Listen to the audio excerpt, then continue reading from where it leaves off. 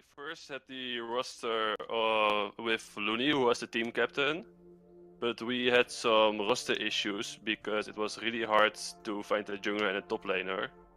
Our old top laner, Fabio, he had some health issues, so after the qualifiers, he was not able to play anymore. And we had some issues with our jungler, who was not motivated at all, so that's where the issue started.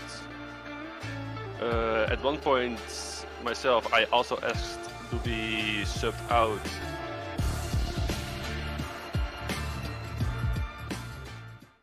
We had a really tight training schedule.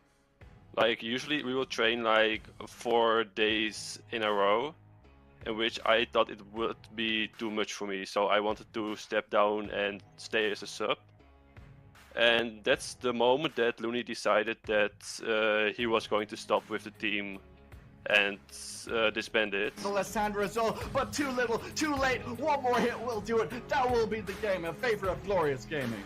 I myself had a group of friends. We played in a lot of leagues before already. The group of friends was with Gerwintje, Psycho, Jonar, even with the current admin Dave. And I just told them, yeah, my team's going to disband, there's going to be a free spot. And they were like, why don't you just take the team and we will play as 5? So this would be kind of more of a friends team.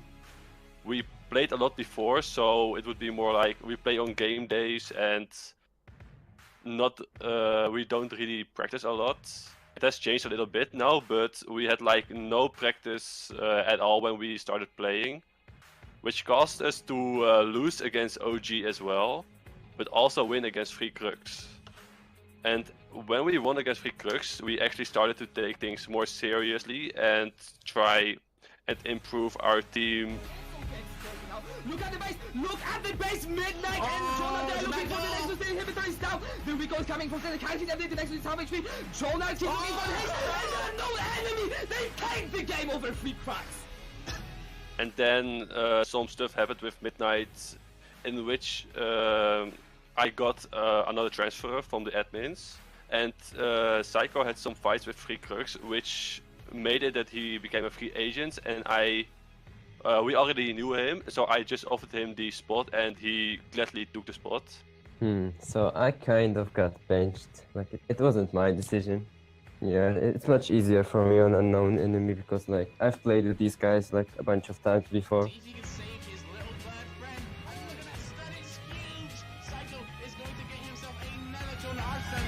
One. They're gonna see if they can make a play though. Here comes Psycho. He's next to make an engage on for God's sake, but is it able to do so? The big knockup! Great ultimate from Malphite there.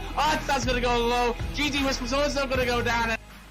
Well, right now the goal is like playoffs at least.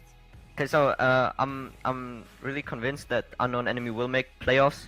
We are in a good spot. We were able to show how good we can play last week. Besides that, Psycho and Colin both smurfing. Really playing well, and I think Unknown Enemy really got chances at getting into playoffs and maybe even further. They can play, but he just get let down, and Jonat's actually on the Nexus. What? Oh my goodness, he's actually like a semi-back door in the face, and Jonat is gonna kill. Artseka is going very low. Heron, let's see if they can get but it's gonna be the Nexus going down. Unknown.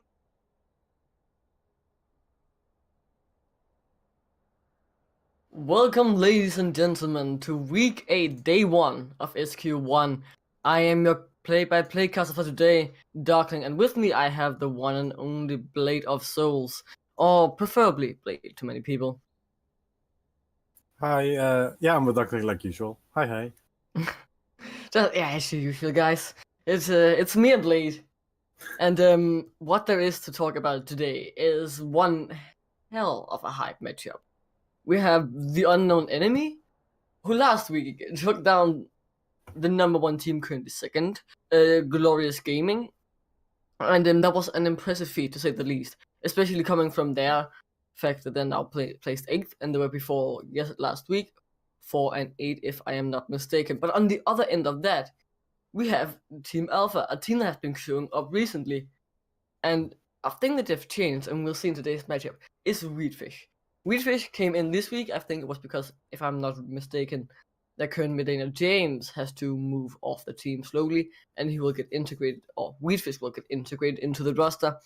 And if I am not mistaken, at least on stream, this is the first game for Wheatfish on tap. And this just makes it very interesting to see who can actually perform today. Can Wheatfish step up in his first game and carry it 1v9? Or will Tap beat them? Or will Unknown Enemy do the underdog and beat one of the top teams in the league? I mean, from what we've seen from OG Wheatfish before, I don't think we need to worry about that as much. Wheatfish has proven himself time and time again to be a very capable mid laner in the hands of SDS, and I can expect that he would bring the same confidence and play here as well. I absolutely starting to love the UE Unknown Enemy lineup because of how well they play. Last week, they were up against one of the big baddies of our tournament, and they just beat them down. It looked like it was Korean, like they were playing versus Korean rejects. They had control over the entire game. The macro was on point. The team play and communication was on point. They play like a well-oiled machine. I just can't wait to see what they're gonna do here. Yeah, it is such an interesting lineup because before it was a completely different lineup. I think, if I'm not wrong, Colin is the only remaining member of the original team. Hmm. And he's now the leader. He owned because the previous owner, he left, so now he owns Unknown Enemy. He took it in. These guys are his friends. Hanad, Psycho, Jonat, Graben. They've played together before. They've played tournaments online and all this stuff. Now they're in together. And now they are on this lineup. You know, they have a lot of built-in synergy coming into it. Yeah, I mean, if you're friends, you probably played for a few games together, and you have played in the past, so you might know a bit how each player plays and how they work together. So that they have going for them. And not only that, but because they are friends and they know each other already, it's a lot easier to start working together as a new group. You have that early synergy. You have that little communication, those little things that you know because you've been friends for a while, that some teams that were newer in this group and in this stage might not have had. Well, if we look at the side of UE, a lot of those members have been together since the start. They just didn't work well due to, as we saw in the video, a little bit of problems in their team, and that's why I'm so glad that, as we saw last week, that they got things sorted out so well. Yeah, Unknown Enemy, they have been went through this big shift, and it is a big thing that we need to highlight because obviously when new players get together, normally it takes them some time to adapt. But when we saw Psycho come in after Midnight got permanently banned, Psycho came in and he started playing incredibly well. He talked about it in the video. It's because he's played with him before. They already have this built-in synergy, and that really just makes it that much easier to pop up when you are in this good environment and you play well, because there were some clear, obvious problems on the old Unknown Enemy roster, which we saw from them. Colin talked about it in the video, and now they seem to be past these with all these new players, and I think it's going to be an exciting matchup. Oh yeah, definitely. And we can already tell from the bans that they did a little bit of homework on each other. So Kennen and Jarvan are just meta picks, which you would expect to be either taken or taken away. That's nothing special. However, if we look at the Anivia from the side of UE, that pick so far in this tournament has been one menace of a late game pick. Of course, she is meant to be late game. However, still, as any time that she gets picked, the opponent's side starts to get more and more behind, or even get fought back to because of the Anivia pressure that she can provide. And then you have the Orianna, which tells me that they want to take picks away to help Wheatfish in the lane and get him to snowball, like he has done many times before on SDS. And we just see the Silas here because he's annoying to play against pick. Yeah, I wanted to talk a bit about this before, but Colin on Anivia is absolutely insane. He is an incredible player. He knows how to play this Anivia, and I was gonna mention if they didn't ban it, I would be 90% sure that Unknown Enemy would first pick it. So it is an expected ban, I would say. It just shows a bit that okay, Tap has at least done some work on their opponents and just completely disrespected them. I mean, this is what you would expect from a team of UE's caliber. I think everyone in the league has high expectations from them now after what they showed last week against one of the best teams in our league. And this just shows the amount of respect that you would want to see coming out from a team. You want that pick taken away from someone that can potentially carry on the side of Tap, of UE. So I'm just I don't know what's gonna happen. I'm just so happy to see what's going on here. We see the Vayne Morgana going in, a very good lane for the Vayne because she has so much protection from the Black Shield. It's probably going up against the Galio. Ooh, Ivern. Okay, well, first 3 picks on the side of Tab. It looks like a feed the Vayne comp. Oh yeah, for sure. Vayne gets to late game, 500 health Ivan shield, and to make sure you won't get CC'd, we have a Black Shield on top of that. That's quite insane to be honest. Show me in the the first Lulu mid. 3. Show me the Lulu mid on Wheatfish. Come on. Oh, the Lulu mid and Wheatfish. Imagine coming in for your first game. Dude, you're on support duty mid. Ooh, Janna playing this Sivir. I don't want to leak anything potentially, but I have been duo queuing a bit with Janna recently, and his Sivir pick is something that can go either very well or very wrong depending on the matchup. I'm not gonna spoil anything, but we kinda got smashed one game where I played Pyke and he played Sivir. I think we went like 1-9 each. So we don't talk about all of those games, but he has had a good amount of games on it, and if he gets into a comfortable matchup, he instantly knows how to play it and reach his power spike. Chat Psych. betrayed me. Put Papiga in the chat, please. Oh. No, but for real, on the side of UE, this, from what I now see on the other side with that protective Vayne comp, I'm very happy to see that Nocturne is actually taken early, because Nocturne will be the pick that might allow them to break very early through the shields that they can put on Vayne, or even to catch Vayne out. Because if they're going for that way, there's always going to be 2 people that need to stay next to the Vayne or close to the Vayne, so they can shield it. Because if only one is there, like the Arven, maybe like the Morgana, Nocturne will break through that. In the mid to late game, his damage is just so huge that if he jumps on you, you will be done. You will be over. If you're squishy, you're gonna die. And this is why I think that on the side of Tab, they're showing a lot of respect towards UE, because they're taking away again the Lissandra. Lissandra can stop a Vayne. She just has to press R. That's all she has to do. And you can put so many shields on her if you want. If the Morgana isn't there in time, that Vayne is gonna die, no matter how you want to slice, dice, break, or squeeze it. Then we have the Cassiopeia, who is a very late game menace. We have seen Colon on it once before, and he has a very good track record on it. And not only that, this Cassiopeia also very annoying for the Vayne, because she can use that miasma to make sure that the Vayne cannot dodge, she cannot roll, which makes it a lot easier for someone like the Galio to taunt the Vayne back in, or for the Malphite to use his unstoppable onslaught to just jump onto the Vayne itself. And the Sion is again fits very well around that protective Vayne comp, because he can just be that huge meat shield that Vayne can hide behind with the Ivern and the Morgana to just go off. And it will all depend on this mid. If they're going for it, they will take either a carry mid or a shielding mid. No, Lulu. Or it can still change, of course. No, It will be the Vladimir. No fallen shield. Kill Hover. We don't talk about Hover's blade, because now it's into the swap to Rammus. And like, Wait, that would be... Wait.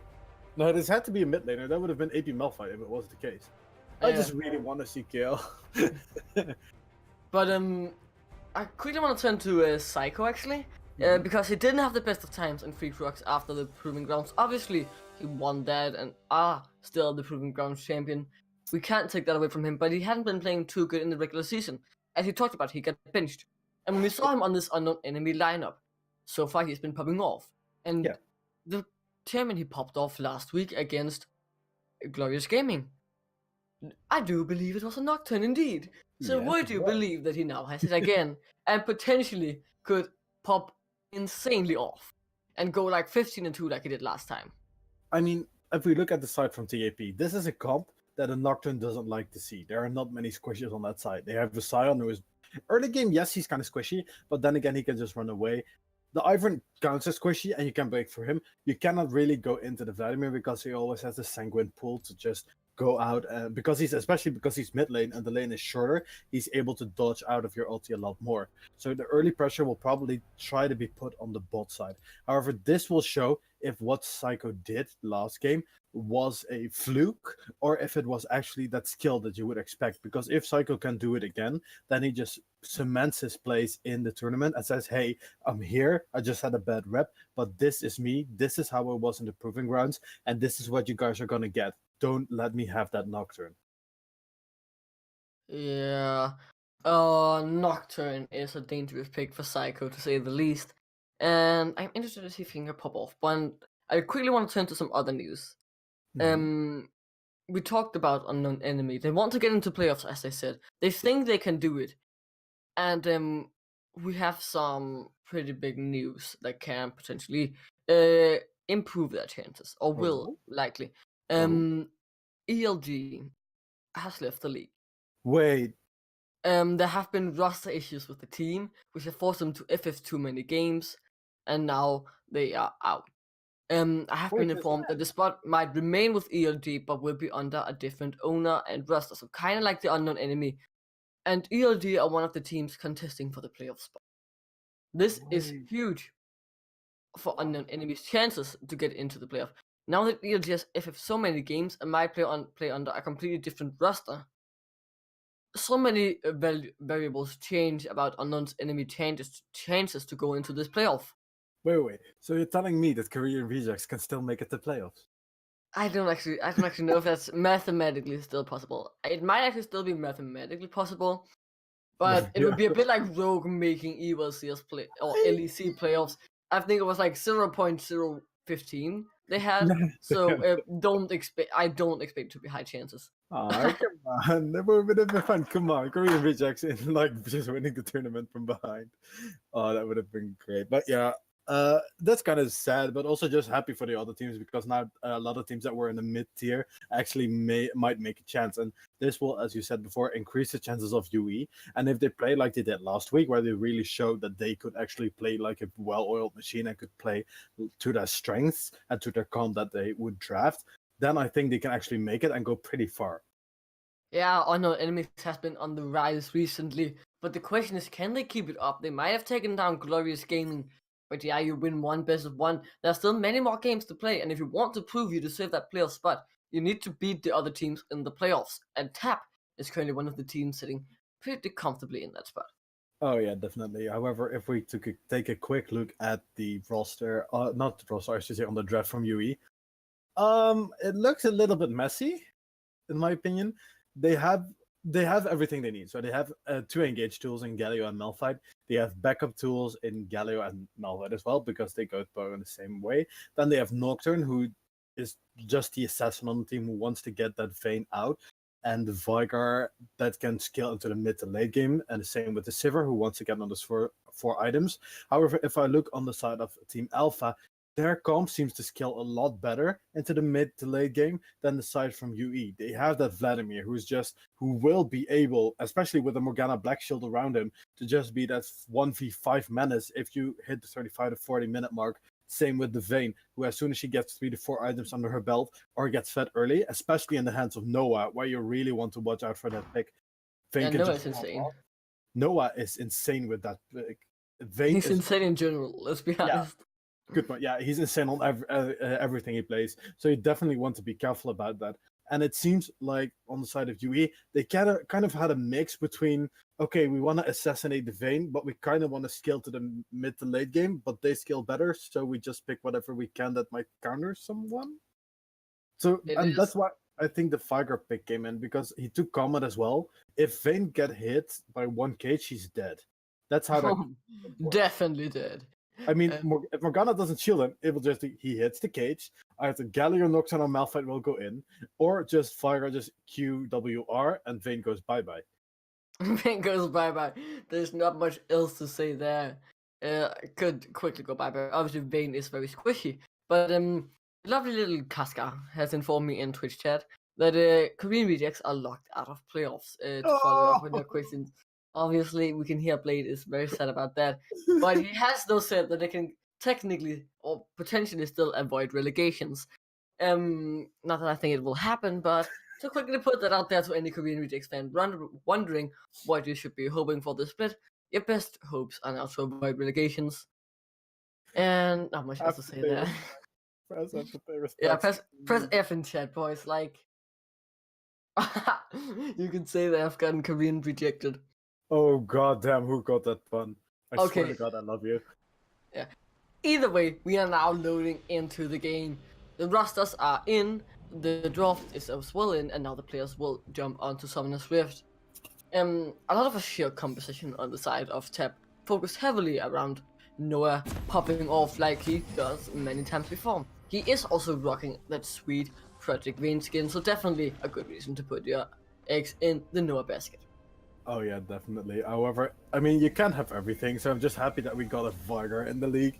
I don't think we have casted a game with Vigar before in the league. Usually it's something like the Orianna, we have seen a Syndra, we have seen a lot of Lissandra, which you don't hear me complain about. We have seen a lot of Vladimir, especially Vladimir top, which we saw at the start of the league that just popped off. We haven't seen an Ivern as well. Oh, wait. Hennett might be caught out, gets hit by the Dark Binding. Everybody jumps onto him. And a flash away won't quite be enough as Noah picks up the first blood. And when you put your eggs in the Noah basket, giving him first blood at 40 seconds is definitely a good start. That's not what you want from the side of UE. Noah is the one they're centered around, and he just got a kill before 1 minute, before the waves even hit the rift.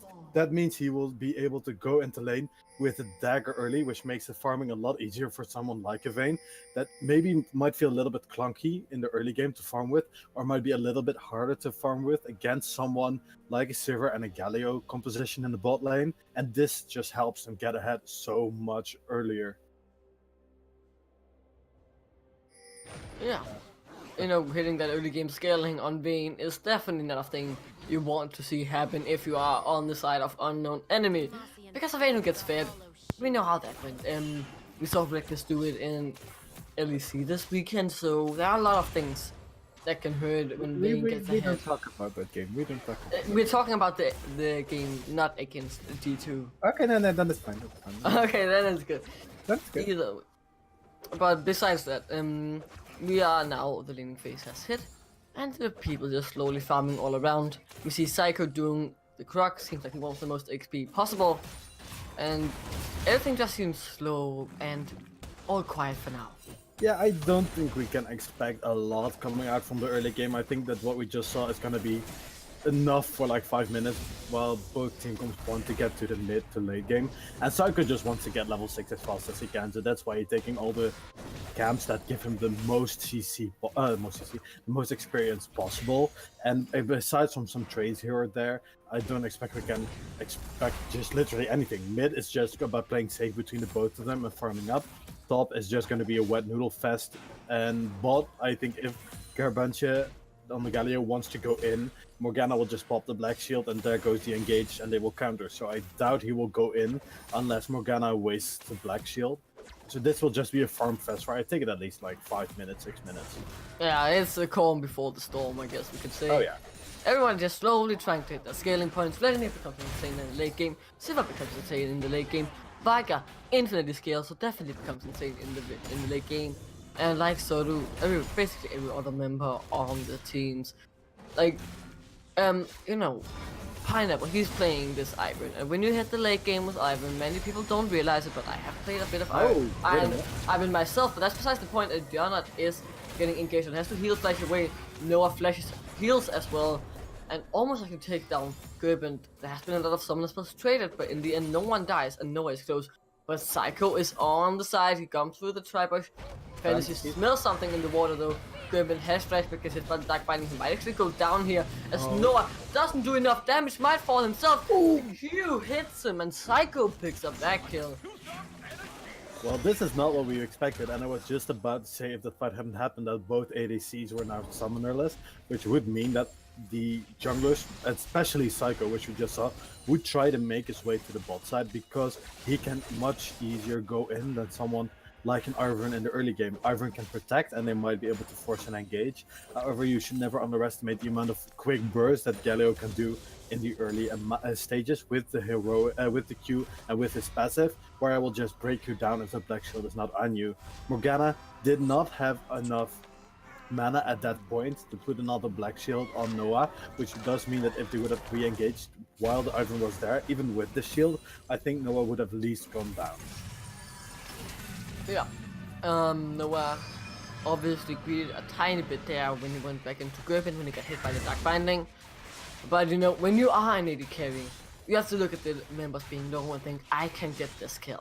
And sometimes it works out and sometimes it doesn't. It's a bit like a Yasuo meme. You can say, you tunnel vision on that one target and don't realize 5 people are flanking you. So, Lucky you know, unfortunate. But it is good for Psycho though, on the other end. He's now getting a lot closer to the race for level 6 for him. He's now level 4 doing Crux the second time to get even more XP. I mean, I will be heavily surprised if Psycho doesn't start camping the bot lane. Oh, this top lane actually, Parker gets taken goes very deep in onto Hannah who has to flash away. The I trigger get that. did a little bit more damage, but Hannah got out in the end. I mean, this is what you would expect from the Sion. Sion has that, in my opinion, has the early game advantage because every time Malphite wants to use that cheese wheel to start going after P.E.K.K.A, he just pops Soul Furnace, pretty much takes no damage whatsoever because Hannah didn't have the Comet. Ooh, nice stun actually. Because Hannah didn't have the Comet, it won't slow, even through the shield, so he wasn't able to follow up with it. And that just means that all the damage that Hannah will be able to do in the early game is just negated by P.E.K.K.A. We need to look at this bot lane now because they are going in and a root and a stun onto Gilbert might take him down. He has to flash away, but Noli flashes forward. But he might just have suicided. He dies. And still not picks up the kill. But here comes Pineapple, but Psycho is there to back him up. The Q misses. As that move caller ain't gonna call for anybody, and here comes Psycho with the Joshbringer speeds him up and goes forward, and Janet is trying to get onto Fenty, but he has to flash away. The fear comes out, but there comes the triggers to keep him alive for a little bit longer, and the slow as well into the Dark Binding. Psycho can move! And in the mid lane there were also a fight, Reedfish used both Summoner spells and the Hemo Plague to narrowly fail on taking down Colin. He has about 100 health left after that one. The bot lane still looks bit for a dive though actually. Pineapple is back as Noah is here, so they decide to back off, but Noah here actually doesn't want to give up. He has a Berserker Greaves tries to turn it onto Janet. Here is the fight, he gets taken onto half health, and the game gets paused. Oh, P.E.K.K.A actually disconnects. Yeah, Top there has is some lag. top leg. Yeah. Damn, that is such an unfortunate situation. This Damn. is, yeah, this is just unfortunate on Noah. He went in a little bit too far, and this is a very neat trick that you can do on Galio when you dash and the person just stands a little bit behind you. It will actually act like it hit because you have that little dash towards the back, which makes it knock up. And I think if that had not happened, Noah would have had the kill, and it would have been traded over to Jonard. But because that little thing happened, the Vayne was not able to react or was not able to do anything pretty much because he was knocked up and was just able to go just through the Galio and just they killed him, unfortunately. Can you quickly talk to me about how do you think the situation will end? There is a pause, we have some time to talk about it. You see Weedfish coming down, doesn't have any summoner spells. Janet is half health with no summoners. Gambit and Psycho looking to go in on Noah. And Pineapple is all behind them. The situation is gonna go nuts. As we go back to the wait, no, everybody just gets up except for Noah. He wants Graven. Graven has to E away, but it won't be enough to get hit by the Dark Binding. Now Janet might drop, he gets ignited, and Noah as well, but they both get out. It's a 1 kill for Tap and Noah. This is kind of what I would have expected. I might have probably have said that Jonard makes it out, but I think the Galio was a little bit too far in because if we had looked at a minimap, we could have seen that Weedfish was moving to the bot side. So I would have at least expected that either Psycho or the Galio would have died. I'm just gonna say Galio because I cannot pronounce that name. So I would have expected that the Galio or the Psycho would have died in that skirmish, just because they were so far in, and the Morgana still had that Dark Binding up. She had enough mana, she had Ignite, Vayne had Heal, so she could have sped everyone up to get closer. They had so many tools left to their use that they could have done something here. However, I think it's what most surprised me right now is that they are pretty much going even as we speak, which I would have expected. This just shows how UE has grown, that how much they are doing with our roster and how they are working towards it. Because normally when we would have had the former UE roster, I would have said that Tap would have just won this easily, that they would have been beaten and down around 10 minutes. However, if we look at now, they are dead even on gold, dead even on kills, dead even on turrets. I mean, it doesn't say much because nothing has fallen, but they are just so close, and that just I'm just really happy to see that. Yeah, it just shows such an improvement from Unknown Enemy. I quickly want to turn on to Ivan again. We talked a bit about him before when we got interrupted, but a good thing of having an Ivan, when he is level 5, he get double buffs, you know, 2 red buffs, 2 blue buffs, and look, now Noah sits on a red buff. What? Like, this is such a strong thing to have this early into the game as a Vayne, and this gives them a bit of an edge in the bottom lane. Oh yeah, definitely. This for sure gives him an edge. However, we have to keep in mind that Psycho is level 6 now. So if Fantasy uses that Black Shield a little bit too early, that is just a trigger for Psycho to go like, okay, they don't have the Black Shield, we are a little bit pushed in, I have the Paranoia to my use. As we can see now, that Colin is even getting rid of the wards and he's moving towards the bot side. Oh, they are going in. There comes The Paranoia. Hunt has been popped, and that's what they are doing. The hero entrance and the Paranoia comes out. They will quickly turn it on to Fantasy, but Noah turns one back and gets Psycho. Here comes the rest of Unknown Enemy, and they want to kill him. They do get him in the end. With everything being used, they threw everything into the kitchen sink, and they got a 2-for-1 trade. And this was just beautifully played in this case by Colin and by Hanad to go to the bot lane. Because if they had not done this, I expect maybe that Noah and Fantasy might have even have been able to turn this back around and get another kill out of this. And this just shows that Colin knows what he's doing. He knows a little bit of how to move his, so that means his macro is good and he understands the laning phase. And he just comes down to help to try and get Noah as far behind as they can on this champion to make sure that they might skill a little bit better. Yeah. You quickly saw how much they wanted to invest in the button to make sure that Jonah was up to point and kind of slow Noah down a bit. They threw literally every single ultimate they had onto him. So, you know, it is understandable that they want to look towards this lane with 3 kills. And they got a turret plating, actually 2 in the bottom out of it, but in the other end of the map, left into it. Ooh, Hannah almost goes down, has to flash. He has basically used all his flashes to get away. Wait, how many has he actually used so far? He's used 3 flashes in 10 minutes. 3, yes. Whoa. He has used once in the engagement 1 minute. Ooh, Then he Gerben here actually tries to fight onto Fantasy. There's a fight in the bot lane. Here comes the Paranoia. They're turning onto Fantasy again. Deletes him. But as I was saying, there was 1 in the very early game, then 1 when he tried to escape from P.E.K.K.A. on the Scion, and then just now 1 to make sure that he would escape over the walls. That makes 3. And again, Sicko is showing why you don't give this man Nocturne. He is roaming all over the map. Anytime he is bot wants to engage, he is there. He has cleared the minions on the top side and in the blue jungle. He knows what he's doing, and because they have that advantage in the bot side now, where the Vayne is pushed in, and because they have that priority, they could try to go for a Drake. However, if they wait that much longer, that priority will be gone, and it will be a 50-50 Drake, which is not something you want against a Vladimir and a Vayne, because that, if you get low from the Drake, they will just clean you up. Yeah. Like, there's not much else to say. There is, though, an Infernal Drake to play around if you haven't realized it. Obviously, it's gonna be a very important one, as Parker just denies Hannah. Hannah might actually have to Unstoppable Force away, and he does. Ever so beautifully as you can, but this Infernal Drake is up, and these are both 2 late game compositions. So, an Infernal Drake is very crucial.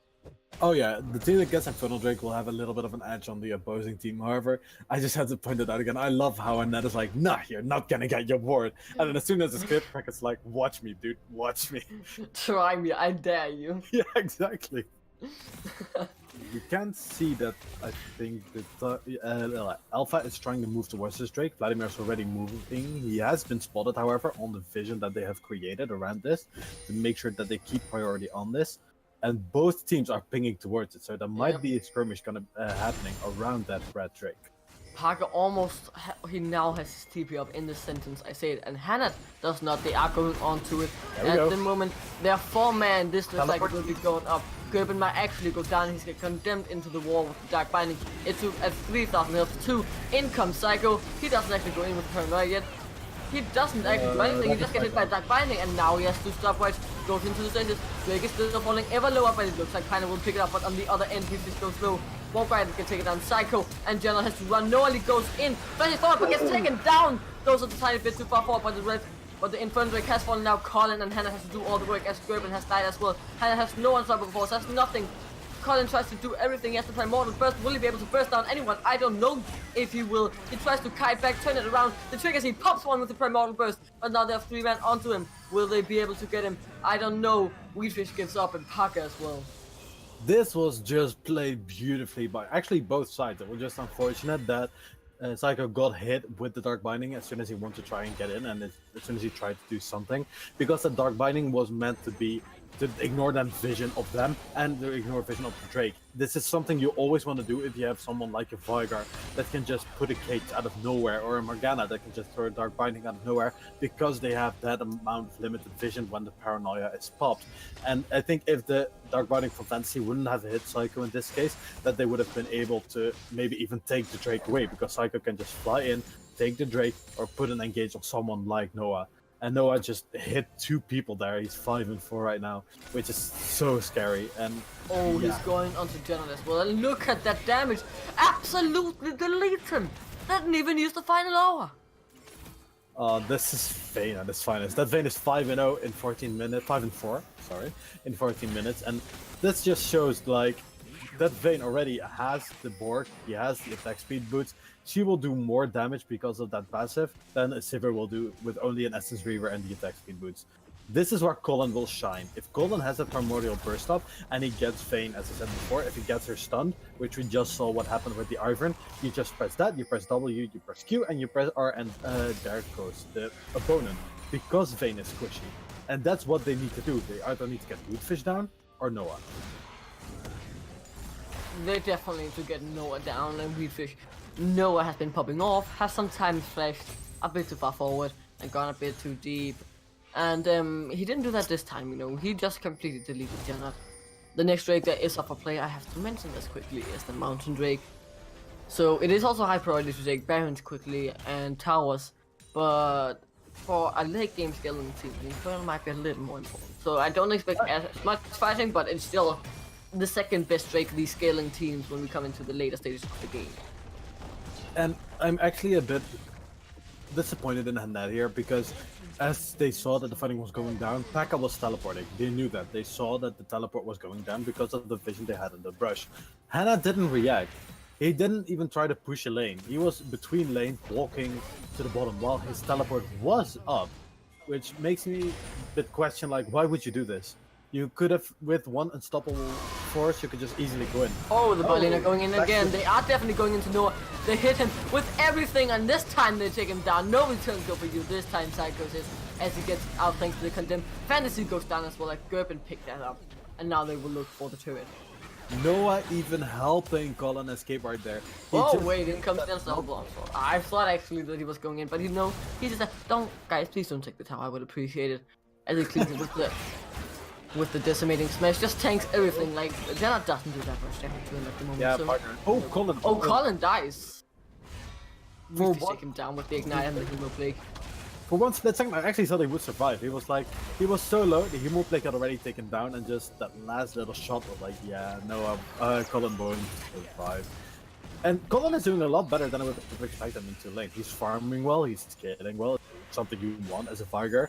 As a Vigar, you just pretty much want to have your opponent leave you alone, and you just sit on your turret and farm like the casters early with your Q, and then just start one-shotting all the minions constantly. However, if we look at the map, it's definitely more in the favor of Team Alpha. Because they have that extra turret, because they have that Drake under their command, they can do so much more damage, and it will only get worse and worse for team on an enemy as long as this game is going on. It will get worse and worse. They're trying their best to shut down this Vayne. Has killed the 5th time, but he still has 6 kills, you know. That's a bit more than 5 deaths, if you know how to do quick math. Oh wow. And as well, Weedfish is also doing well for himself in his first game on scene for Tab, and that is what you want to see when you play with mid laner. You obviously want to prove that you are good, and obviously make them say, hey guys, it was a good investment picking me up. So let me show this by doing good in my first game. Obviously, I would say Colin has been doing well in response, and has been picking up some kills and doing some decent kiting. Overall, he's also a solid member on Unknown Enemy, the owner at the moment actually. I also want to point out real quick that I think there's a lot of good communication on the side of Team UE.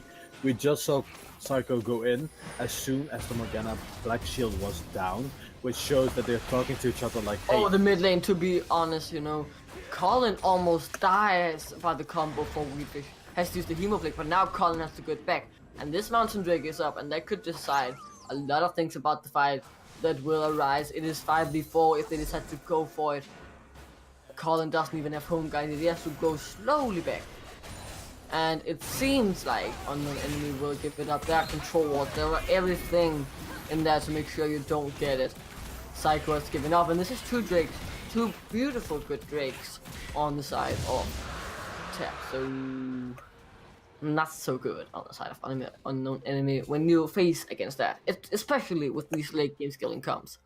Yeah, this is just these are the things that will make a difference. And again, going back to the point, they might have been able to contest it knowing that yeah, in the mid lane though, Unstoppable Onslaught has been used on the Colin. He might just die. He gets eliminated so quickly with all the damage from Weedfish.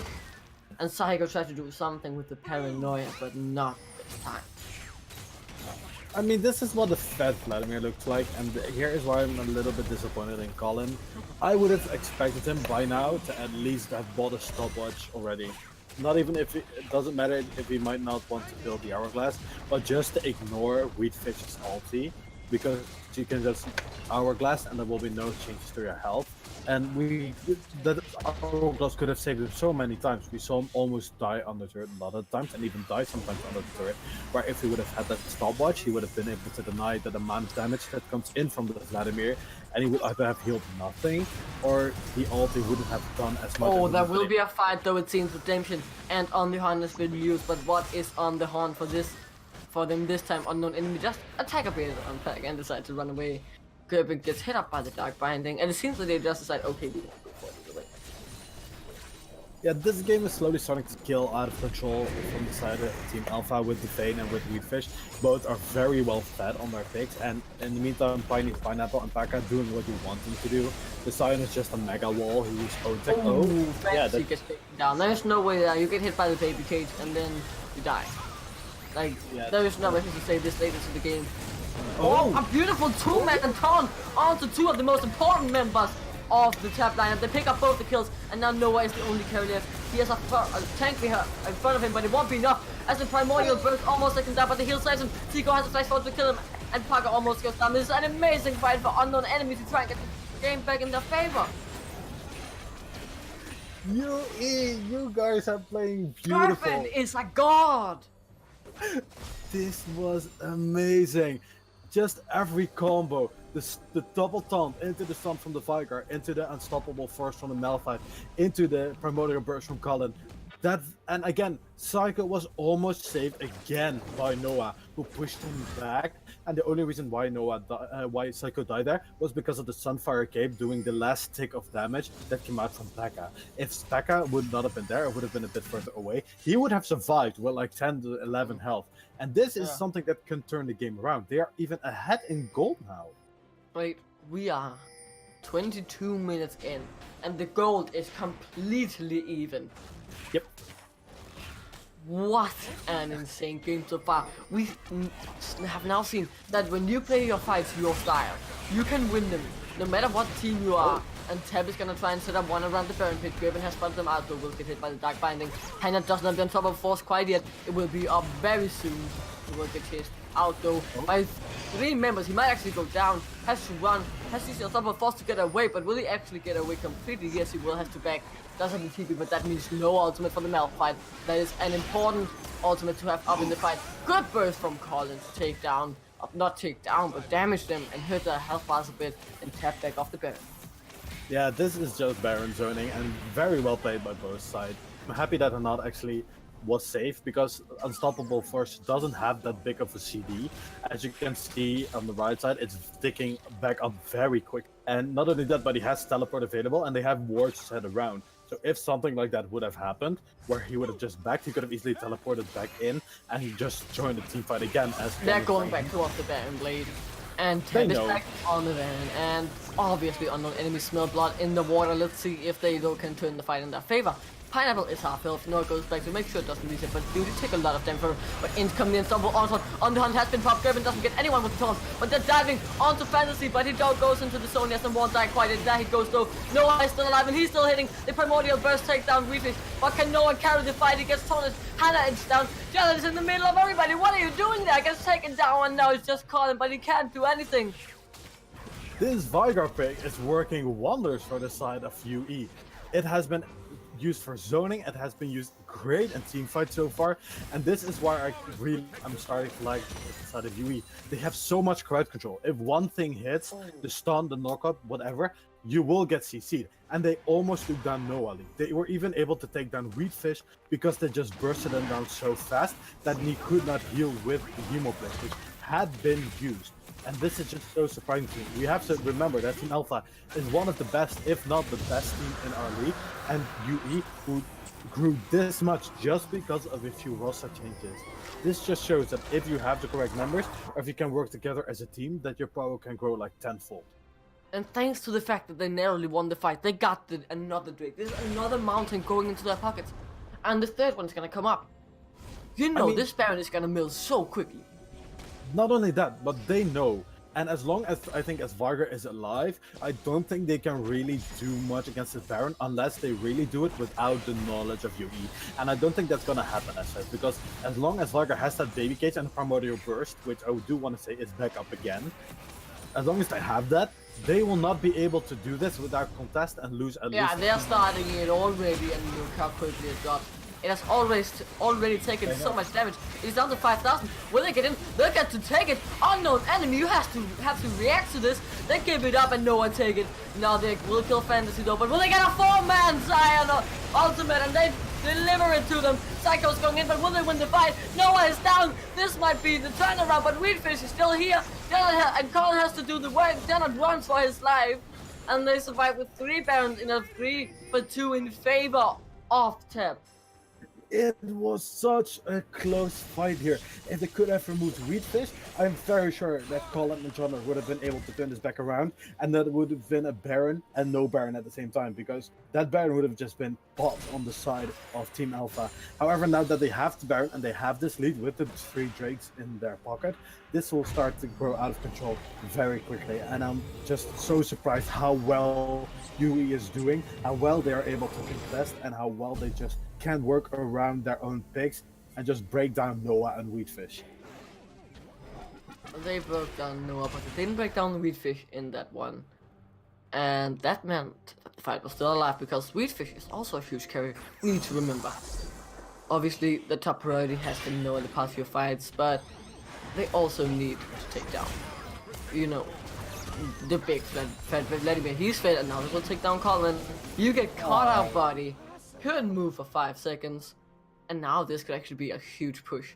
There is no Colin to help clear the wave, or you have other ricochets to try and stop it. Yeah, and probably the strongest thing about Colin on that Vargar is, if you ever play against a Vargar, I don't think his Q or there's any of his damaging abilities is the strongest.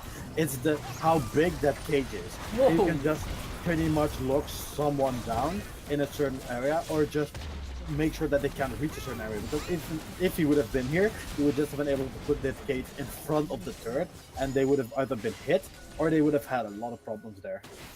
And Noah dying there means that the inhibitor gets exposed and taken down. On the side of Tab, for Tab, they take down unknown enemies inhibitor, and now they want to get even more. Colin is back alive though, so there could be a potential fight coming up soon as we near the 30-minute mark. I mean, even if we look at the items, that's a 7 into Vladimir, who is sitting on a Rabadon's death cap, and it's just pretty much a Rabadon's ahead of the Vigar. Not only that, but every member, except, actually the Sivir is very ahead in farm. However, they are exactly the same in terms of items, and I think if Vayne at this point is a little bit stronger than the Sivir early, because she can just lock down that one member and break because of the passive, while Sivir is better for wave clear. Whoa! A 3-man unstoppable force, and they dive onto the usual target. It is Noah, but this time he managed to peel off the sector successfully. The DA has been popped, Colin is down, and this looks like an obliteration of unknown enemy. They will be unknown as they go quietly into this night. A triple kill for Noah, and this looks to be the game as only Psycho remains. Nice engage from you, maybe not the best execution. We indeed saw that Psycho jump for Noah. He was the only one. The rest were going after finding Pineapple. After 30 seconds, oh, Seagull's gonna go down. Noah does so much damage. This is gonna be the game, ladies and gentlemen. Just before 30 minutes, Unknown Enemy will lose the game. Tab played the beautiful last fight, and on the back of Noah, throwing everything into him. They just put fuel into him. They did everything they could to get him ahead. And in the end, it works out and he gets a triple kill in the last fight. And Tab takes down Unknown Enemy and hurt their playoff chances. Yeah, this will definitely hurt. They will still have a chance, I think. However, the chance is just getting smaller. That percentage that they have is just getting a lot less and less and less. And I definitely want to say that I think in this game, my player of the game is not Noah, but is Wheatfish. Yes, Noah did great. The amount of damage that he did was, of course, insane, what you could have expected from a Vayne. He did not do the most damage out of everyone, but he did do a lot and was able to give them picks. However, with Wheatfish on a Vladimir, he was able to just use his ultimate to clean up these team fights, to do so much damage, to bring that what Vladimir does in the late game. He just plops the ulti down, everyone does damage to everyone, and then some people explode out of nowhere because of the damage that has been dealt to them, and the Vladimir heals up again. Also, just props to UE. They did fantastic, they did great, and very proud of how they've come together so far. It was a close game all the way to the end until they took the last fight. And look at these damage numbers. Most damage in the entire game was Janet, shortly followed by Noah, and then just behind him, you have Wheatfish. And just a tiny bit behind that, there is a Colin sitting for you. I mean, What a game. It's very surprising that Jonah did so much damage with 6 Tears of the Goddess, you know? Oh my gosh, you didn't actually make that joke, did you? Just because he saw this item when they lost the game doesn't mean that he used that the entire game. I don't know. He could... I just had to make that joke. I love it when people just, on the losing side, sell on the others and buy Tears. It's so good. It was a close game. We need to give our quick MVPs before we end off this. I would say my MVP was Wheatfish. It's Wheatfish. It's Wheatfish. Yeah, it's Wheatfish. Noah did great in the last fight. He did get caught out a few too many times. For my liking, had one big flash into 2 members and just got obliterated. He played very well, otherwise he soaked up a lot of damage. But the unsung hero of the entire game was Wheatfish, and to me, he gets the MVP. Yep, same here. I think that was good. Great. It was good League of Legends. Not much else to say. Obviously, a tough game for Unknown Enemy as this hurts their playoff chances. They can still get there, but the road will now be even tougher. They showed up a good fight, but Tab was just too strong in the end. And this is it for me and Blade today. Hope you guys did enjoy the great game and the cast. We will be here next week to bring you some more action, but stick around because we have more action coming up today and tomorrow. Next game, I don't actually know it on top of my head. I can't give it to you guys in just a few seconds. It is gonna be Korean rejects who are locked out of playoffs but can still get out of relegations versus Omega Team. It will be Viper and CJ bringing that action to you, and they'll be right back shortly. Thank you guys for watching. We're gonna see Clan Fiesta. Let's go. See ya.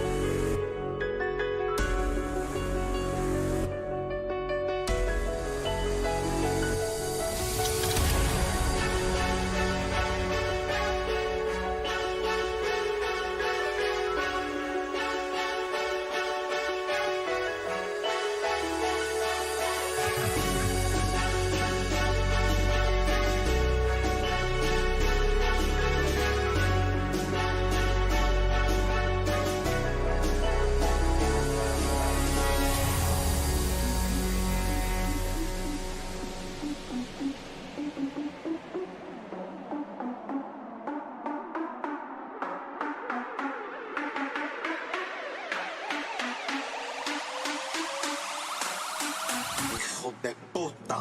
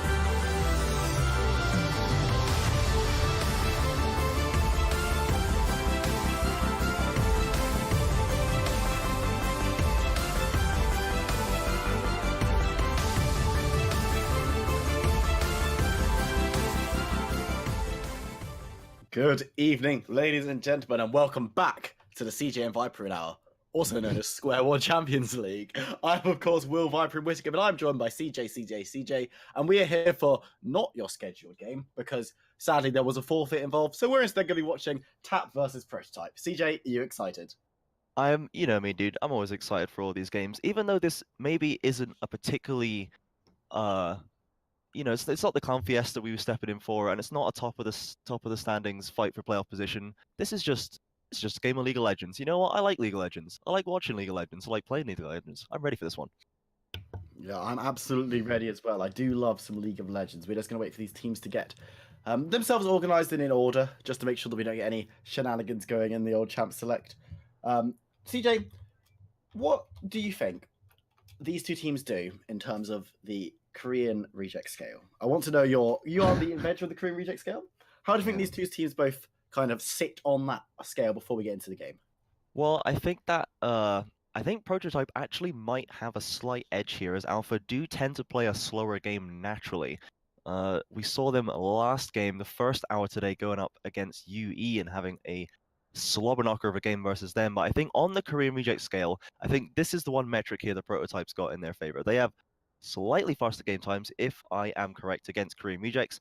Those are I think one of their wins over Korean rejects was a forfeit, and one of their games was their only actual victory there. They've got 4 victories to their name, 11 losses to their name, but they do have a win of Korean rejects. So, they've proven they can win games. We've seen them win games. We've seen them make plays, but we haven't yet seen them make any kind of strong impression into this mid or upper levels of the standings. They have 1 win over Free Krugs, which they did achieve last week. That was definitely an upset, an interesting one to see. But we have also seen Free Krugs be a team that is pretty volatile in terms of games that they can win. Definitely a team that is known to throw games at times. So we'll need to see if Prototype can build off of that victory, find out what worked well for them, and see if they can bring it to bear against Alpha here, who did have to fight for their lives against Unknown Enemy, who are not too high in the standings themselves. Yeah, both of these teams kind of... Tap is obviously quite a good team. They've been clubbing in recent weeks. I think Tap has kind of been the dark horse. I think a couple of analysts saw them as quite a good team, quite high up there as we jump into picks and bans. Other analysts kind of said they'd be mid-table, maybe bottom of mid-table team. Prototype, I think everyone kind of predicted that they'd be near the bottom. But Prototype here have a really good chance to maybe get in and get some points on the board, get some yards on the line to try and get themselves away from this relegation, or at least get themselves higher up in the relegation, because that could matter come the relegation tournament. I don't know 100%, obviously, because I don't know very much. But I've got to imagine that being in a higher position has to be good for you. And now with ELG apparently being gone, from what I heard from Duckling, I know he's leaking SQ1 nonsense is Duckling, but he's already leaked it, so me saying it's not a problem. That means that they're kind of probably going to come last now because of the whole how forfeiting works, which means that this team already climbing up a little bit, try and climb a little bit more and try and get an easier berth for themselves to get back into the league come the next split. We're seeing Kled, Lulu, and Silas banned away. CJ, what's that all about then? What's that? So I think Kled is a Supernova 6 or Super 611 Nova banned target there. Classic one. We've seen that taken away from him before. And then the Silas taken away from Weedfish. Weedfish is the new mid laner on Tap. We saw him make his debut game on SQ1 last time when he was playing that Vlad, had a very large impact on this game. Weedfish is a super impactful mid laner coming across from Sea Dogs Esports. One to watch absolutely in the second half of this league as we go into playoffs. So taking away the Silas is an absolutely a reasonable pick there. Silas still incredibly strong, using that ult takeaway with the hijack and the general healing that he has. Huge damage. This is a very strong champion, and Weedfish is a very strong player. So you want to separate these two, leave them in opposite corners of the room. We don't want to see them together, or at least PRT does not. So we'll have to see what they take away besides that. They have left up the Vlad that he played last game. They've left up the Corki, which you've seen him have huge impacts on. And I think they might end up picking Weedfish, a powerful champion, in this first rotation, just because they know that he's very confident, very strong at winning the lane, and if they can get him a carry champion, he's likely to just take it over. Yeah, he's one of those players that can really get involved, get stuck in, and try and win that lane for himself. With a little bit of jungle pressure maybe, but he's very much capable of winning that himself. We're going to see Kennen picked up as the first pick, with the Lissandra and the constantly banned Vayne being the last two bans, Morgana as well being taken off the table. This Kennen I expect to go in the top lane. Paka we've seen is a kind of guy who likes these a bit more damagey champions. Maybe not. He's not his tanks really, but in recent times we've seen Paka maybe liking the Kennen a little bit more, liking stuff like that, being able to do a lot of CC like tanks do, but also not being stuck in the whole I'm just going to take damage, and if the rest of my team die, I'm out of luck. And Ashe is going to be the marksman picked up for Demi. Yeah, I think Paka has been playing a lot of this Kennen recently when he's allowed to. A lot of bans have been coming down on the Kennen against this player, and I imagine we might see why in this game. It plays into his playstyle incredibly well, except it's even easier to dominate the laning phase, which is something that he can do even on champions not traditionally geared towards that side of the game. So it's a very strong first pick here. Not really a bad matchup going into the current top lane meta, so he's going to be very happy with that one. And as you say, the Ashe picked up there, I do like that.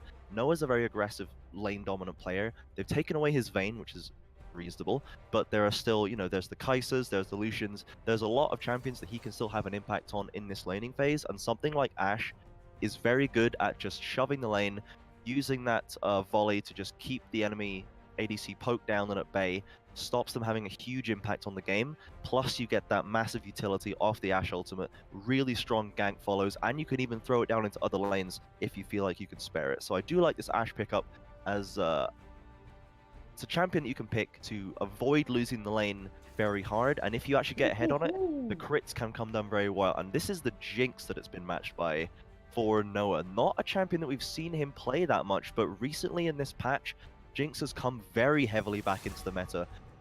Using the get excited mechanic that definitely plays into Noah's team fight snowball style, and I'm excited to see what he can pull out here with this Jinx. It's going to be interesting to see exactly what he's going to bring out with the Jinx. You've got early game dominance with the Ashe going into late game being quite potent. Jinx is a champion I played a lot of back in the day. Archetypal hyper carry, you could say Jinx. She gets in there, she auto attacks, she gets huge resets on her passive, meaning she can run around the fight. You get the Runaan's Hurricane, you damage everyone. It's all very painful for everyone involved, pretty much. And with the Tahm Kench as well, the kind of weaker early game that this Jinx is often not the worst weak early game in the world, especially with the W quality of life changes, moving forward a bit into the more mid-game area. But with the Tahm Kench, she's going to be kept much safer against the Ashe, who might be able to look to poke. And we're going to see the Vel'Koz locked in as well, which could be support, but I'm thinking it's going to be mid because Yariat and Vel'Koz kind of go together. It's true, this is a combination we have seen before here, and they've banned away the Zoe. I do like that. Weedfish is a prolific Zoe player, and Weedfish has taken away the Rise as well, so I guess they're expecting Supernova to maybe take that Rise so he can get a little bit more to do in this top lane against Paka. It's one of the few champions being ranged is able to have a nicer matchup against the Kennens. They've taken that one away, and that is matched by LeBlanc ban as well. They really do not want to see Weedfish on any kind of signature carry going into this last game. LeBlanc and Zoe, obviously incredibly strong laners, and against someone like Vel'Koz, the mobility that even Zoe has, once you have that ultimate, if you time it properly, to avoid the E knock-up from Vel'Koz, that is his normal kill combo starter, the amount of mobility that both those champions have to pull out really does make Vel'Koz's life very hard. So I think these are very good takeaways, and maybe give Yara a slightly more doable matchup. We might see the Vlad come out again. The pool can also fulfill that role of moving away, dodging through the CC that Vel'Koz can throw out, and then kind of getting all up in his business, gets around that laser and can maybe look for kills. So we'll have to see if Weedfish wants to take that one for a second game in a row. That is matched on the side of Team Alpha by a Janna ban for the last one. So they don't want to let it be too safe. They've got the Ashe locked in, but they've taken away the Tahm, and they've taken away that Janna in bans. So we might have to see a little bit more of an impactful support from SS Alpha here.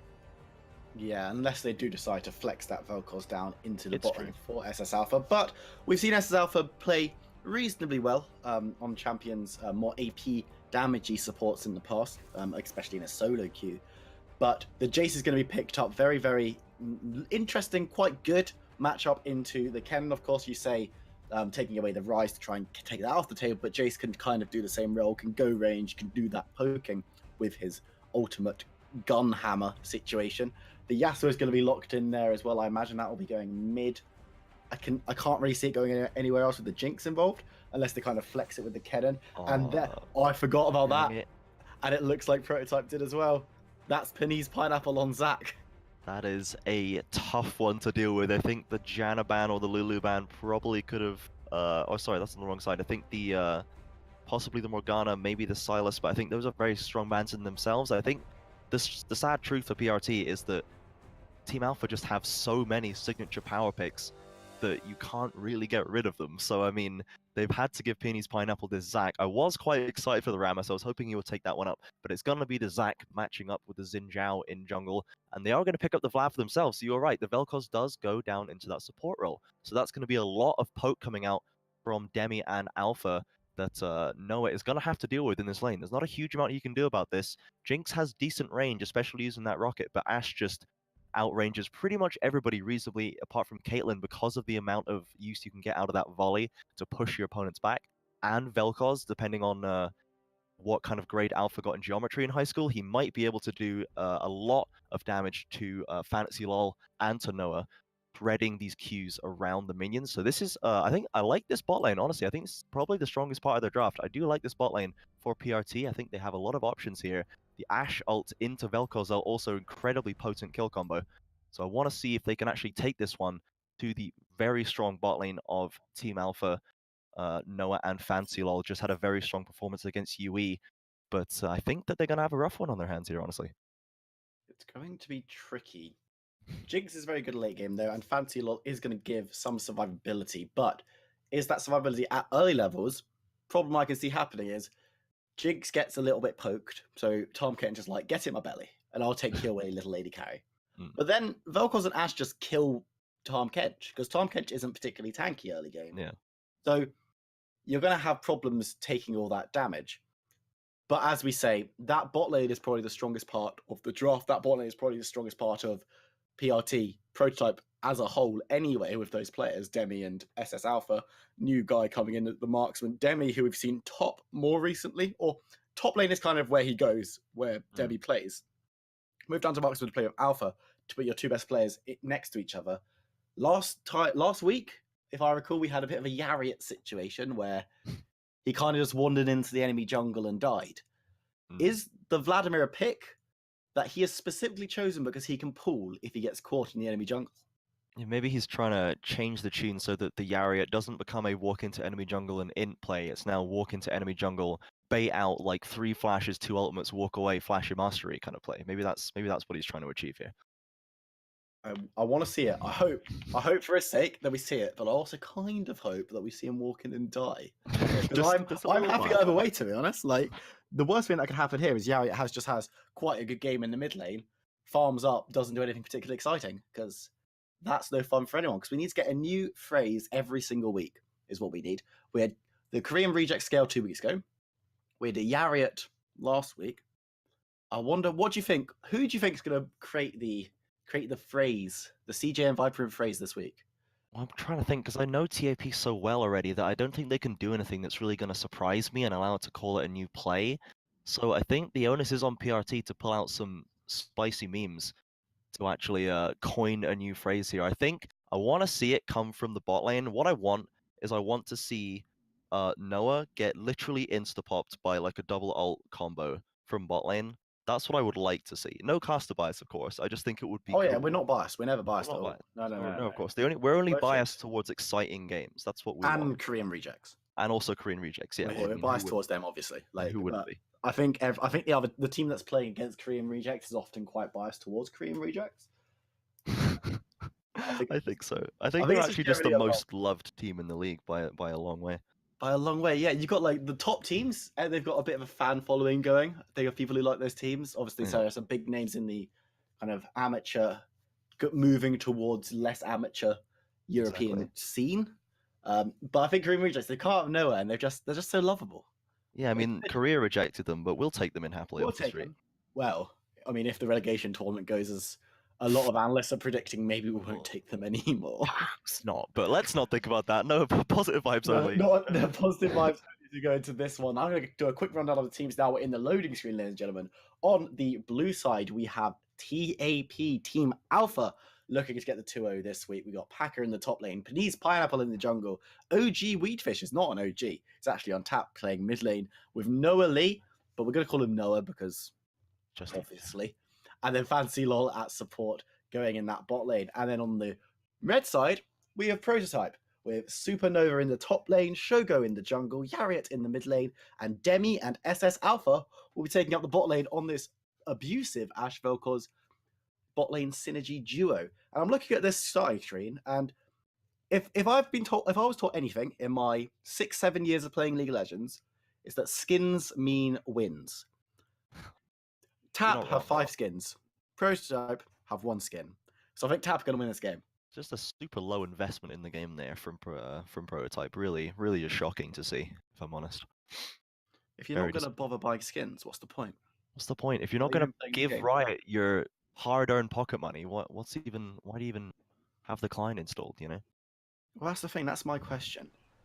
And it's just, I don't know, it's just insulting more than anything. I put so much time into this game, we won't even shell out for a skin. You won't even shell out. Shocking performance. Shogo, though, he's got one. He's the real... Yeah, well on Shogo. Do you know what? DMP. The rest of Prototype, terrible. Shogo, you demand. 1v5 carry, let's see it. Okay, so if we just quickly look at the teams here, Noah, I'm going to call him Noah, I really would want to just keep calling him Noah. Noah does actually have 91k mastery on Jinx, so we've not seen him pull it out really so far in this league, but he is absolutely comfortable on this Jinx champion. It does, like I said, play into his style, so I'm looking forward to what he can pull out here. He's probably not going to get any awkward moments, hopefully. Demi has burned his flash already, I've just noticed, so that's always good. That's good. Maybe trying to type his own name and then just slam that D key and whoops. So that's not. Why you should have flash on F, because there's no F in Demi. Yeah, exactly. And then Alpha, we saw that Q go straight past the bush before he procced it, which is also not an ideal sign. So I'm gonna be honest, this bot lane that I was hyping up a lot is looking a little nervy, a little jumpy, maybe not quite performing yet. So we'll have to see if they can clean that one up by the time the minions crash. I hope so. Yariat's also still in base. So I'm just not really sure what's going on side of BRT at this point. It can't fall apart yet. It can't have fallen apart already. Yeah. Surely not. We're not a minute into this. Or we're not 2 minutes into this game yet. Means haven't hit each other. Yariat took one Yasuo Q and then went back to heal instead of just sticking around letting it heal up. So maybe he was just being, you know, incredibly safe. If he survives on like 10 health, you are gonna look very. Oh yeah, I'm gonna. If he gets dove right now and lives on 10, I'm gonna look like an idiot and I'm gonna stop color casting forever. So you have to be a player play because player plays. Exactly. So here we go. Now they're landing the skill shots. This is what I want to see. I want this game to just be a massive fiesta. We were promised a fiesta earlier when we sat down in the SQ1 office and told what games we'd be casting today. We were expecting to be casting a big old fiesta. Yeah. The OG and KTT. KTT. Hello. Korean Rejects. KRR. Shut up. Jeez, dude, this is. I'm doing my best. Oh my word. Okay, so here we go. Into this bot lane. Fantasy Law has been poked down to half, and Shogo's hanging around. He's got the vision advantage there. Looks like he's just finishing off that scuttle to really take control of the bottom side of the map. Level 2 has been lit. Nice knock up there onto Noah. They can probably force this one and win this trade. Fantasy's already half health. As we said, he's going to be the one that's chunking down. He's not going to 100 health before he goes down. Noah trying to ward them off, but he's going to be taking damage as well. SS Alpha almost hits Fantasy. Well, that might have been enough of Arcane Comet, but we see the level 2, we were talking about this level 2 before the game started. A lot of damage coming in there. As we see PD's Pineapple going in, we're going to see Yariat pulling. He's going to try and get away. He's going to go half health and heal a little bit. Noah has the Ignite running on him already. He's going to go below 100 health with that Ignite, but nothing more is going to happen. Massive bullying coming up from this Prototype bot lane.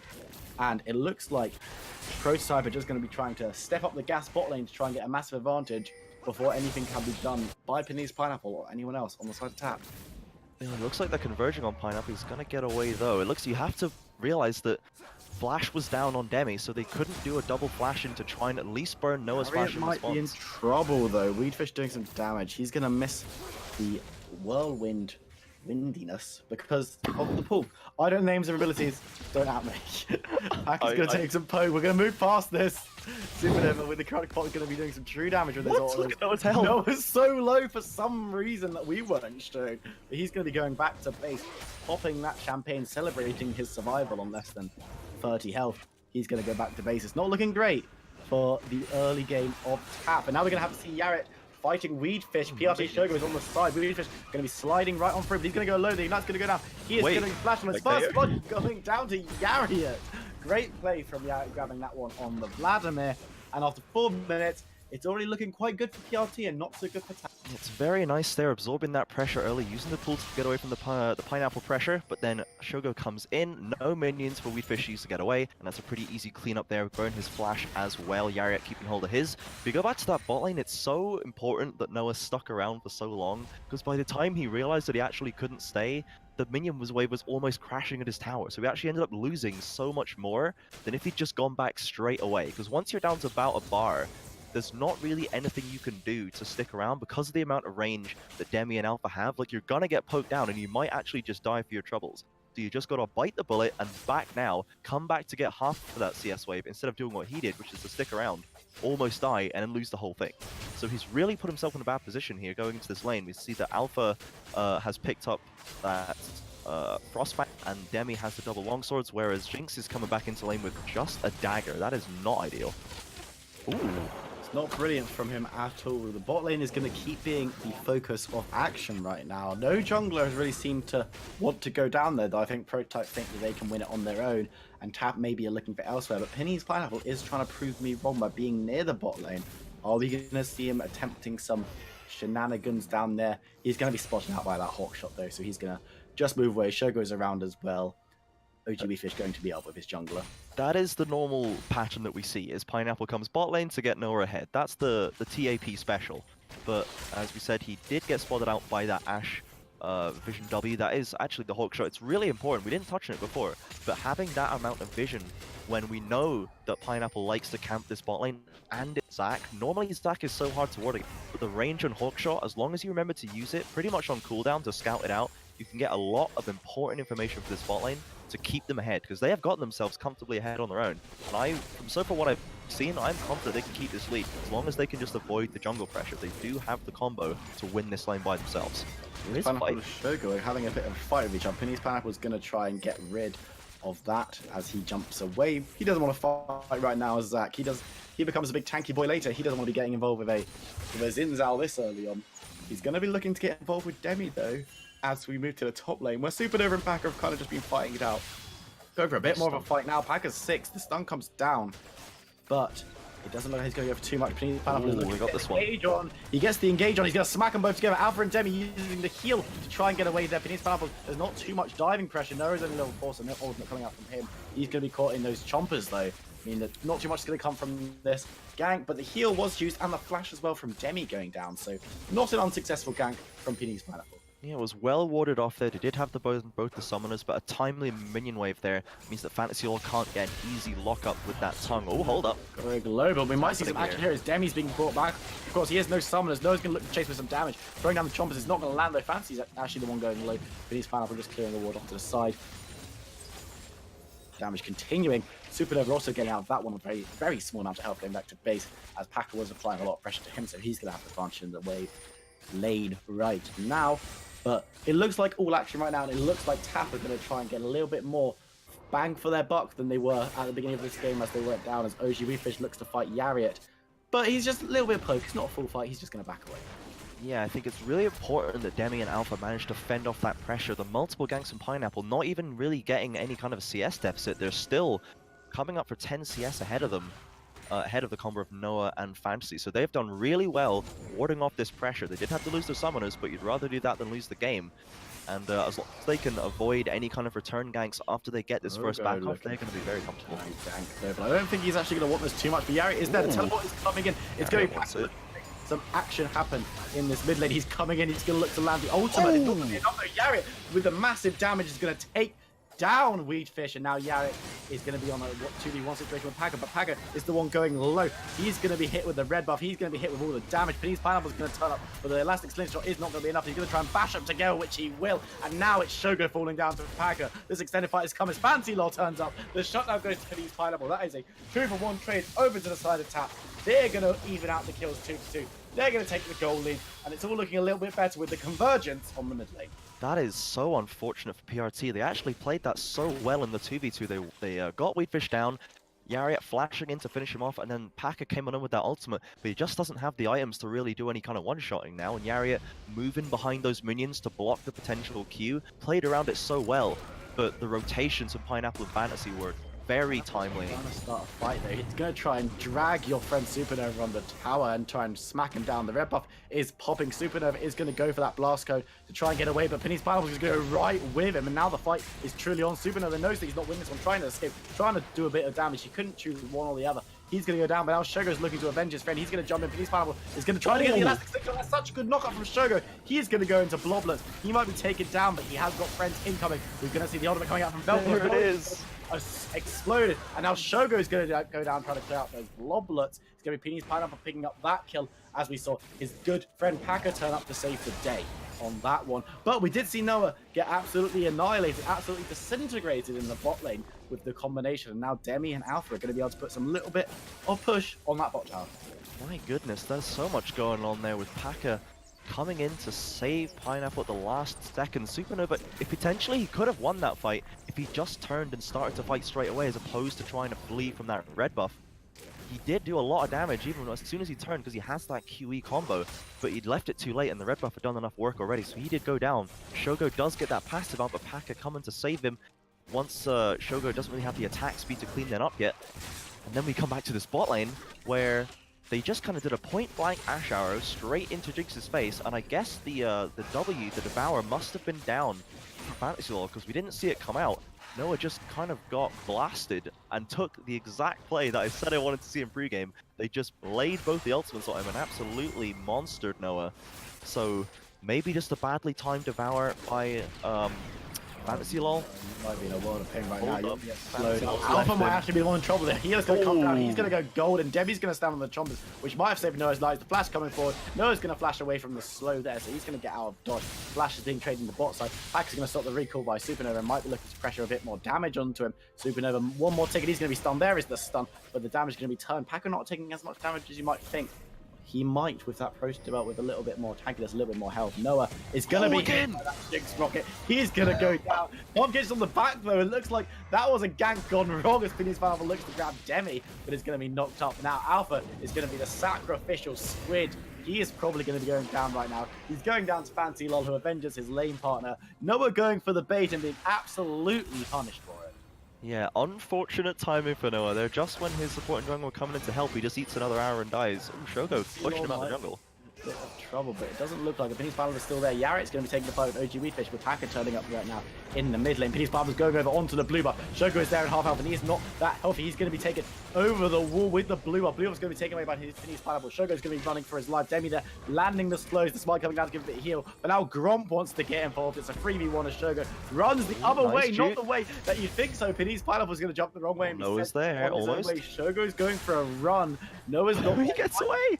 Dash is there. An absolutely insane escape by Shogo coming up big multiple times this game already with interesting plays on both ends of the spectrum.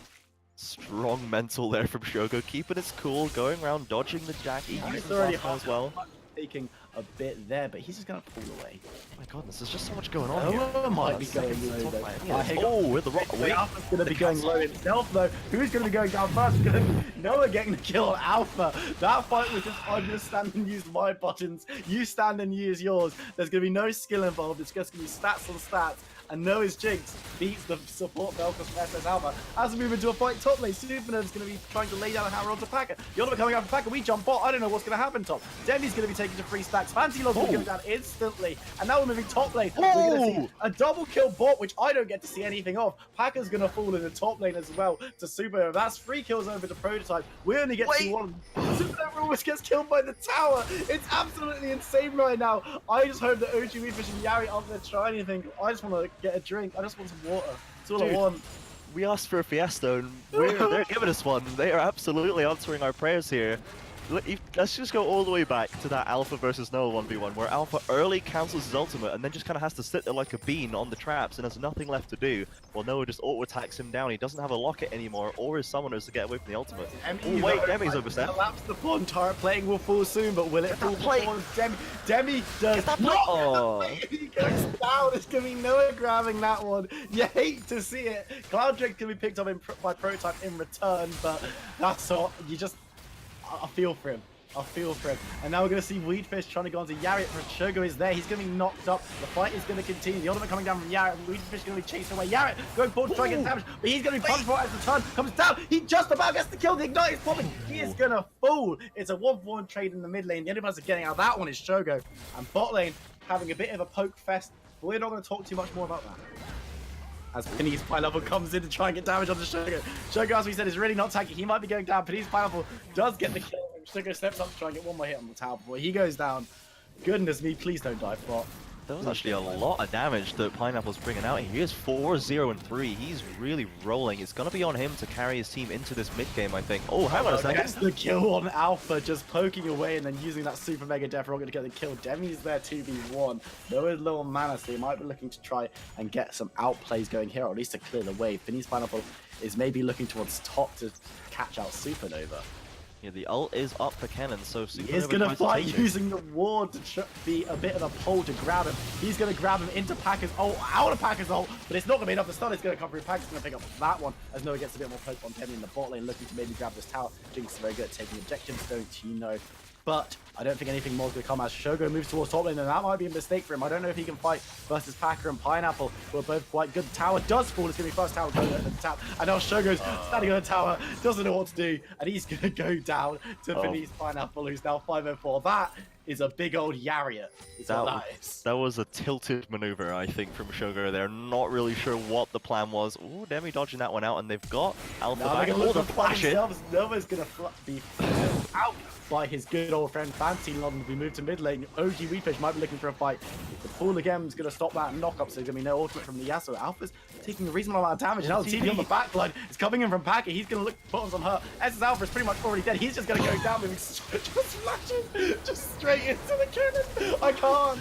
I can't do a Fancy Lawless move, but Packer's getting the hurt down. The stun is down. It's a double kill for Packer, but he's going to go down for the turret. I don't know what's going on anymore. Supernova's now mid for some reason. Gets the flash knockback. He thinks it's Insect. Yara's going to be going for Weedfish. He's going to take a load of pop. Oh, it's popping, but it's not going to be enough. Supernova looking for something. He's not going to grab it. The area's not going to be enough to kill him either. My mental is shot. Dude, yeah, I don't know what PRT's mental's going to be like, because my mental is equally shattered right now, and I'm just watching this game. I have no idea what's going on here. What? Supernova's quite low as well. They're going to be smacked together. Yariat's going to be forced away. He's going to pull him now. Who's got that heal? The one taking the damage, though. Yariat goes quite big with the heal, and now Sugar coming in. Turn. Sugar is there. Penny's Pineapple is going to go for wait! He's going to go down. He does get one in return, though. He managed to get Supernova. The blobs aren't going to be saved this time, though, as the kill is going to be picked up by Shogo, who grabs over that one. Now Alva's going to be chasing Noah and Fancy. The long range arrow goes through both of them goalposts. Alpha's so far ahead of his teammate. It's gonna go Alpha. No, you can't. He goes down. Super excited. Jinx is gonna survive. Oh no help! What is going on this game as Noah gets away? What is going on? Okay, so Alpha using his signature aggressive positioning that we have seen so far, trying to 1v2 there, and does almost get it, to be fair, but I mean, the best he can hope for is a trade. He's not getting out of that one alive after the arrow misses, and we saw Shogo picking up a large shutdown for himself, so that is going to be really helpful getting him back into this game. He has had 4 deaths, he had a bit of questionable decision making, but he has got 3 kills, he's got 3 assists, got decent CS numbers, he's not out of this one at all. He's going on to that Rift Herald now to clean that one up to maybe get some tower advantage for PRT, because that is the one thing where they are really not doing very effectively so far is this objective control. The fights have been going so messily, but Tap are the ones who have been coming out better in terms of the wave management. They've gotten all 3 of the outer towers down, and the Dragon's gone over in the favor of PRT, to be fair. Here. He does get the Rift Herald, and now he might be in trouble. Supernova is there, but Fancy Lord Weefish and pick up that one. No fuss, no mess. That's going to be cleanly done. Didn't have his teammate helping. Supernova not really giving any assistance. There's the ultimate, and coming through. Fancy Long, OG Weefish are in the backline, but they're surrounded by enemies. Alpha actually moving forward. The aggressive play from Vel'Koz once again. He's playing a frontline fighter, but he's actually a mage. Yeah, Tap has forced Fantasy LOL onto a non-playmaking champion. I believe Thresh was open, but he chose not to take it. They gave him on this Tahm Kench as well, but he is absolutely making plays with this guy. He's using his ult pretty much on cooldown. Wait, Packer's going to be hit by that arrow point blank to the face, but now Packer's going to hit Ash with his face, taking her down. That's very sad for Demi. As you can see, OG Weefish going on to Supernova, deciding against to go for the Wolves instead. It's just a highlight reel of really sad plays. Yeah, This game is.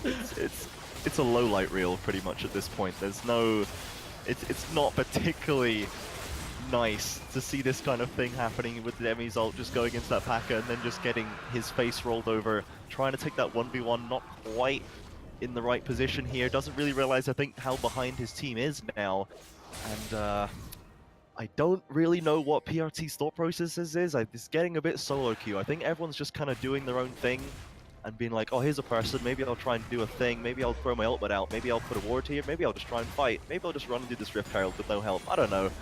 And it's getting punished by Tap. These guys are very good at playing together. They have a lot of synergy. They're super strong team fighters, and they like to make plays together off the back of Peonies' pressure. And he is absolutely causing that pressure. So here's P.A.K.K.A going on Nova. He's going top. Supernova's going to look for the fight, though. I reckon he can probably do some damage. He's going to knock back, though. He's low on mana. This is the kind of game where Demi types in chat after dying there, oh, guess top is fed. Yeah, pretty much. In a really like, passive-aggressive way. You know, jungle difference, guys. Rip. Jungle difference, rip. With Sugar just looking really sad. He's been alright, Sugar, this game. Yeah, I mean, apart from that top lane play, he's actually had a pretty decent amount of pressure, and it's just had some pretty unlucky fights turned against him timing-wise. So I think he's done better than he's. Fight is going to happen though. As Penny's pineapple jumps in, Yari is going to try and flash away. It's going to be the ultimate coming through from Noli, and then a small rocket going to take him down. Fancy is going to eat that stun. Demi coming in from the side, looking to get this slow, looking to get that damage in. Supernova not going to chase, but looking to get damage. We're going to see Penny's pineapple jumping. Shogun might be a bit too far extended. He's going to be forced back into his own team though. As P.A.K.K.A.'s ult goes raging. Shogun going very low. In fact, solo that he goes down. Supernova's going to be next one. You can see Noeli wants to go double kill. He's going to look for the triple, but Demi's flash is very good. Fancy Law saving his good friend though. Noeli might now try and get that belated triple. He's going to go legendary. No triple for him, sadly, but it is legendary for Noah. Those rapid fire cannon rockets doing so much as they pick up another tower. That's their fourth of the game with no reply from Prototype. We came into this game hyping up Weedfish a lot as this new mid laner, super impactful in the league, a very strong player with, oh my goodness! Down, he just explodes. I don't know how that happened, but now we're going to see the disintegration rate coming through. Fancy Law is going to have to pop that shield. Penny's pineapple looking to turn it onto Alpha as Weedfish turns up. Yaret is running for his life, even though he's full health on Vladimir. Might be looking for a flank, might not. Will he go in? He's going to go for the fight. It's a nice shutdown, but the chase is on. Like they don't really have flashes available. I want to see the fight. Sugar wants it, but I don't think they can do it. I think Tap have identified this is not the time. Wait, Pineapple might step forward a little bit. Supernova going there. Penny's Palm will use that elastic slingshot over that wall. Supernova is still chasing though. There's still a tower there. And now we might see the fight kicking off in earnest. The Rip Shower is going to join in on the side of Prototype. Weedfish P.A.K.K.A. are both going to stay and try and defend this tower from the big crabby boy. Don't feel comfortable stepping up behind it though. They're just going to let it die. They're so scared of P.A.K.K.A.'s ultimate and Peonies, which they rightly should be. But without a wave there, they don't really have anything. They just get half a tower, and that's a pretty lackluster Rift Herald, honestly. Yeah, it got a bit of damage on the mid tower. That's what you can say. Maybe it was running low. Sick.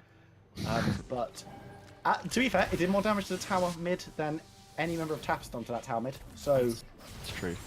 By Tap, I also mean Prototype. Both teams, because Tap can't damage their own towers. I would hope so. Yeah. I mean, if we look here, just look at the vision PRT has. They actually have really good vision considering how memes this game has been so far in terms of the fights they're taking. They've got really nice deep pink wards that have somehow lasted this far. They've got 4 or 5 pinks on the map. Like, they're doing vision correctly in this position. It's just that they need to actually take the correct fights based off this vision. They've given themselves a lot of information to work with, and then they just kind of receive this big stack of data on their desk and then just throw it in the shredder and run in 1v2 and die. Like, it's... the pieces are there. There's some sort of semblance of team play in the back of their heads. I just think that this game has snowballed so far out of control mentally speaking that no one's really quite sure what they're doing. If they get all the paper together from the data and throw it hard enough at Weedfish, will it kill him? Maybe he'll die. There's a lot of paper. Coming on Supernova though. Supernova's going to be stunned. The P.A.K.K.A.'s going to use the ult one-on-one as Supernova tries to make the escape. The minions are trying to body block him though, as P.A.K.K.A. goes into an electric hamster ball and takes down Supernova. P.A.K.K.A.'s going to walk away with half health. Yeah, Supernova not able to win this 1v1 anymore as P.A.K.K.A. has been feeding himself off the interesting plays of the rest of PRT. So now he has got that wave pushing in the bot lane. He is going to split up there, and now the vision has been cleared out very methodically by the side of TAP. This is more what Fantasy LoL is going to be doing. Him and Pineapple have excellent vision control, and now they've got the whole thing lit up like the 4th of July, and they can go straight onto this Baron with pretty much no fear of contest. Plus this pressure that Paka has in that bottom lane. This is a textbook play. Textbook vision control, textbook Baron play. Penny's Pineapple obviously going to smite that one away. And now Alpha went up, and he might be going down. He's going to be sent back towards the Baron pit. Noah's going to pick up that one. Another great kill from him. That's 10-4-0. Just using those bullets as he does. Paka is in the base. He gets the inhibitor tower, but he might pay for it with his life. He's taking the Iron Press for that one. Yep, he has overstepped his boundaries there. Gets a tower, loses a Baron buff. Probably unnecessary, but still not the worst, as they are still 4 versus 4, and Alpha is a pretty big, impactful member of the teamfight capability. Yariat wants to commit to one, though, maybe. No, decides to just kick away. The traps go down and pulls quite early. Doesn't have the flash to get fully into range of Noah. Pineapple's waiting in the wings to go into this tower. I think they can pull up a pretty easy dive here. Here he comes. Shogo rooted up. He gets knocked into his team. Has to ult to get away. And now I think they can just go onto this tower. I feel like Viper might have died at the wheel there. Here comes the Alpha ultimate, and now Peony's Pineapple has got into this sticky situation. Noah's dealing so much damage, though. He's going to have to kite back. A nice stopwatch by Yariat. Going to have that heal coming on deck, but it's not enough. Perfectly timed ultimate by Noah. And a TP back, and he is getting excited here. He's going in. He does have the flash over. He's going for Demi. Here comes Weedfish trying to finish this one off, and Fantasy all warding him off as well. Jace has had to recover, had to retreat to that tower. Paka going to finish him off. Fairly easy to do. That's a GG well played. Alpha has disconnected from the game, and they're just going to walk this one in. Baron buff giving them all the pressure they need. And, well, that's just going to be it, ladies and gentlemen. That's 30 kills for the side of Team Alpha to 13 from PRT. There were some things that PRT were doing very well. They were playing into the scrappy Fiesta style and actually doing pretty well about it. But then I think it just spiraled out of control as soon as TAP decided to pick their brains up off the floor, put them back in their heads and start playing the strategy they are normally good at.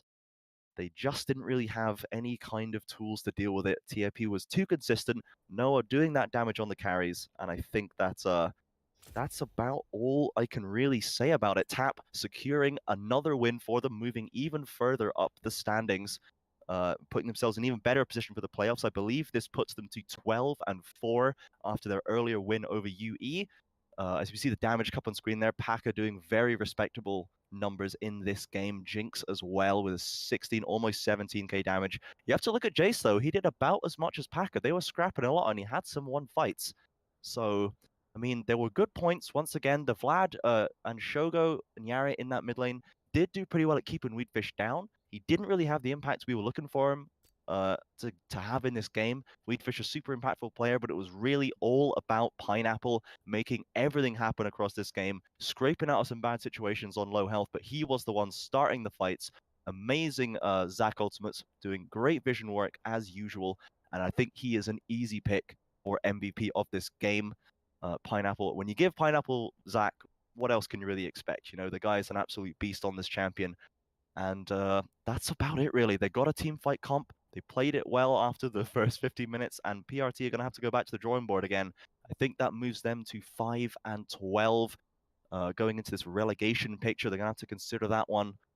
And that's going to be it for us today, I guess. I think that Viperoon has, in fact, evaporated. Maybe the UKLC knocked on his door and said, why are you doing other promotions, mate? Pulled him back to work onto the ball and chain.